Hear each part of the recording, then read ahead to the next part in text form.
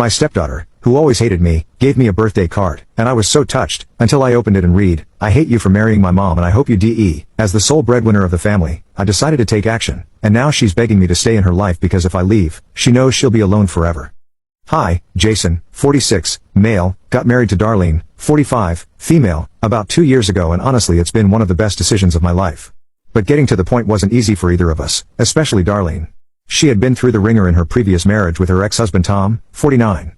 They were together for over 15 years and it was 15 years too long if you ask me. Tom was a real piece of work. He was the textbook definition of a toxic and emotionally abusive husband.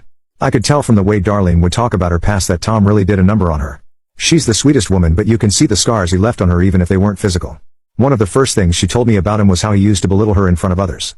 There was this one instance where they were at a dinner party with friends and Darlene was sharing a story about something that happened at work.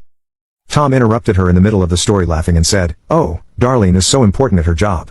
If she didn't show up, no one would ever get their coffee." Can you imagine how humiliating that must have been for her? And of course he played it off as a joke, but it was clear to everyone that it was meant to hurt. Darlene told me she wanted to disappear right then and there, but the worst part was how he controlled every aspect of her life. He was always paranoid and would accuse her of cheating whenever she talked to another man. Even if it was just the cashier at the grocery store, he'd demand to know who she was calling and where she was going at all times. If she was even a few minutes late coming home, he'd berate her with questions and make her feel guilty as if she was out doing something wrong. There was this one time when her car broke down on the way home from work and she called him to let him know that she'd be late. Instead of offering help or concern, he accused her of lying. And let me tell you, the gaslighting was next level. Darlene would confront him about his behavior and he'd twist it around so that she felt like she was the one in the wrong. He'd say things like "you were too sensitive" or "you were imagining things." There was this one time when she caught him having lunch with another woman and when she confronted him he told her that she was paranoid and insecure even though the evidence was right there. He somehow convinced her that she was overreacting and she ended up apologizing to him. Can you believe that? I think one of the most heartbreaking things she told me was how he'd make her feel worthless whenever she tried to leave. Darlene is a strong woman and she has tried several times to break free from him, but Tom would tear her down saying things like, "You'll never find anyone better than me." Or "No one else will want you after all these years." He had her so convinced that she didn't deserve better and that she stayed over for 15 years believing his lies. I met Darlene when she was still married to Tom. We were both part of this local walking club and honestly that's where it all started. We'd see each other regularly on these walks and over time we just kind of clicked. She was so easy to talk to, one of those people who make you feel comfortable right away. It wasn't long before our friendship grew into something really meaningful for both of us. We'd chat about everything during those walks, from our favorite movies to more personal stuff like our families and the struggles we'd been through, but of course Tom didn't like that one bit. He had this intense jealousy that was pretty obvious from the get-go. At first I didn't really understand why Darlene would go quiet for days at a time. She suddenly stopped responding to my texts or wouldn't show up to our walking group meetings. I was confused and honestly a bit hurt, but I figured she had her reasons. Eventually she told me that Tom had a problem with our friendship. He'd get furious whenever he found out we'd been talking or that she'd been out walking with the group, especially if I was there. He accused her of having feelings for me, which at that point she didn't. We were genuinely just friends, but in Tom's twisted mind any man who showed her attention was a threat. There was this one time I remember clearly. Darlene and I had just finished a walk and we stopped by a cafe to grab a coffee. It was all innocent and we were just chatting about how nice the weather was and making small talk. But apparently someone Tom knew saw us and mentioned it to him later. The next thing I know, Darlene's disappeared off the face of the earth for nearly a month. When she finally resurfaced, she told me that Tom had gone off the rails, accusing her of cheating and demanding that she stop talking to me altogether. He even went as far as to take her car keys. To him, the fact that we enjoyed each other's company was enough to set him off. What really got to me was how she'd apologize every time she pulled away. She'd say things like, "I'm sorry, Jason. I just can't handle the drama at home right now." It was clear that she was trying to avoid conflict, but it broke my heart to see her so trapped. I tried to reassure her, telling her that I'd be there whenever she was ready to come back and that there was no pressure, but it was obvious that the situation with Tom was eating her alive. The more I learned about Tom and his behavior, the more protective I felt over Darlene. She didn't deserve any of it. She was always so kind and considerate, going out of her way to make sure everyone else was okay even when she was dealing with so much. I think that's what made it all the more painful to see her pulled away from things she loved because of Tom's insecurities and control issues. Eventually, after one too many of these incidents, Darlene started to open up more about what life was really like with Tom. She told me about the constant accusations, the belittling comments, and how he'd twist everything to make her feel like she was the one in the wrong. It became clear that this wasn't just about me. Tom was a toxic presence in every aspect of her life. He'd isolate her from friends, criticize her looks, her cooking, her job, everything. He was slowly chipping away at her self-esteem, making her feel like she couldn't do anything right. Leaving Tom was the hardest thing Darlene had ever had to do.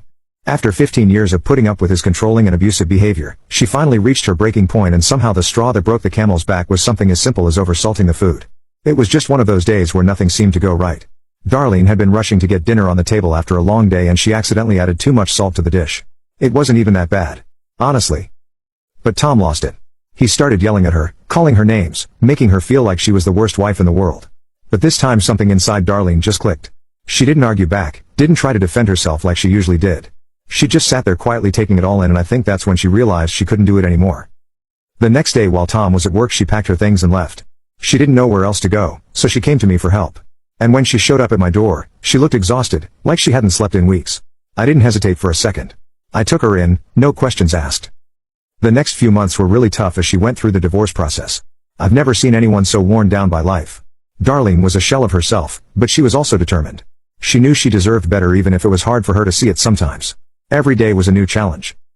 Tom wasn't exactly making the divorce easy. He tried to drag it out as long as possible, probably hoping that she'd change her mind and come back to him, but Darlene stood her ground even though it was tearing her apart. She was dealing with so much at once.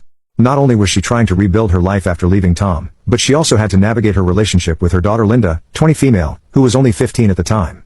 Linda had always been closer to Tom, or at least that's how it seemed. She idolized her dad and couldn't understand why her mom had left him so suddenly. I could see the pain in Darlene's eyes every time Linda would call, crying and asking why she'd broken up the family. Linda felt betrayed, like her mom had abandoned her and their family without any warning. I remember one night Darlene was sitting at my kitchen table, her phone in hand, tears streaming down her face. She had just gotten off the plane with Linda, who had once again begged her to come back home. Linda didn't know the full extent of what had been going on between her parents. How could she?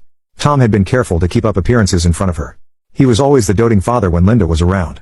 But behind closed doors, he was a different person. My stepdaughter, who always hated me, gave me a birthday card, and I was so touched, until I opened it and read, "I hate you for marrying my mom and I hope you die. As the sole breadwinner of the family, I decided to take action, and now she's begging me to stay in her life because if I leave, she knows she'll be alone forever."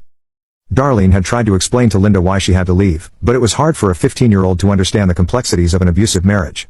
I did my best to support Darlene through all of this, but I could tell she was struggling. She felt guilty for leaving Linda behind even though she knew it was the right thing to do for her own sanity. The guilt was eating her up inside, and she was worried constantly about how Linda was coping, and it didn't help that Tom was feeding Linda lies, trying to paint Darlene as the villain in all of this.